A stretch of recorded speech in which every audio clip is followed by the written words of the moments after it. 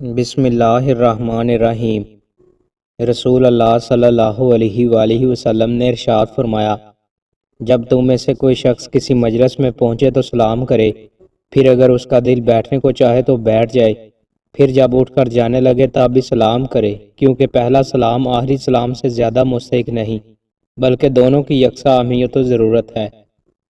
رسول اللہ صلی اللہ علیہ وآلہ وسلم نے ارشاد فرمایا، توبہ کرنے والا اس انسان کی طرح ہے جس نے کوئی گناہ نہ کیا ہو، اور توبہ کرنے والا اللہ کا دوست ہے۔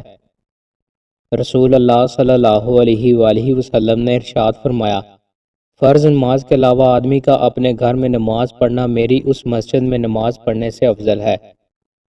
رسول اللہ صلی اللہ علیہ وآلہ وسلم نے ارشاد فرمایا، احسان جتلانے والا والدین کا نافرمان اور مستقل شراب نوش جنت میں نہیں جائے گا۔ رسول اللہ صلی اللہ علیہ وآلہ وسلم نے ارشاد فرمایا، تم میں سے میرے نزدیک زیادہ محبوب وہ شخص ہے جو زیادہ اچھے اخلاق والا ہے۔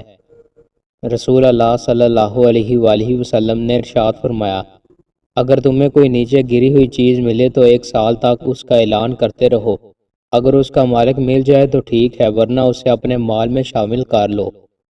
حضرت ابو ہریرہ رضی اللہ تعالیٰ عنہ بیان کرتے ہیں، رسول اللہ صلی اللہ علیہ وآلہ وسلم نے عورت کا سا لباس پہننے والے مرد اور مرد کا سا لباس پہننے والی عورت پر لعنت فرمائی ہے۔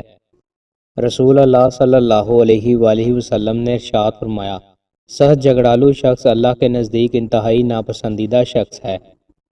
اللہ کا قریبی انسان۔ رسول اللہ صلی اللہ علیہ وآلہ وسلم نے ارشاد فرمایا، سلام میں پہل کرنے والا شخص اللہ کا سب سے زیادہ قریبی ہے۔